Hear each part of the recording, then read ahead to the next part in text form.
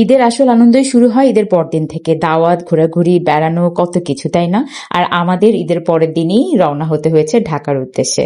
আসলে যারা ঈদে বাড়িতে যায় তারাই খুব ভালো করে জানে যে ঈদে বাড়িতে যাওয়া এবং বাড়ি থেকে ঈদে শেষ করে ঢাকায় ব্যাক করাটা কতটা কঠিন। মোটামুটি একটা যুদ্ধসম ব্যাপার। টিকিট পাওয়া, সে সাথে এত ব্যাগপত্র নিয়ে এত গ্যাঞ্জামের মধ্যে ফিরে আসা যাওয়া।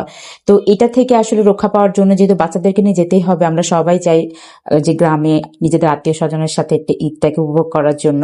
যার কারণে এত কষ্ট করে সহ্য করে হলেও আমরা যাই। তো যাই, আমরা ঈদের বেশ ছুটির আগেই গিয়েছিলাম যাতে সেই ভিড়টা আমাদেরকে পেতে না হয়। আবার ঠিক ফেরার সময় একদম ঈদের পরের দিন আমরা রাতেই রওনা হয়েছিলাম ট্রেনে, কেবিনে, যাতে করে আমাদের ঈদের ছুটির পরে ঢাকায় ঢুকতে সে কষ্টটা না হয়। আলহামদুলিল্লাহ বাচ্চাদেরকে নিয়ে খুব ভালোভাবে এসেছি। প্রচন্ড রকমের গরমের একটা ভয় ছিল রাজশাহীতে। তো আমরা যে কয়দিন ছিলাম খুব ভালোতেই ছিলাম। আসার দিনও খুব বৃষ্টি হয়েছে। তারপরে আব্দুল্লাহকে নিয়ে আসতে আসতে এতটাই টায়ার্ড ছিল, ও এসে ঘুমিয়ে গেছে। বাচ্চা হওয়ার পরে এখন সবসময় মাথার মধ্যে একটাই চিন্তা থাকে, বাচ্চাদেরকে যে কোনো জায়গায় সুস্থভাবে নিয়ে এবং সুস্থভাবে যাতে ফিরে আসতে পারি। আলহামদুলিল্লাহ সুস্থভাবে ফিরে চলে এসেছি।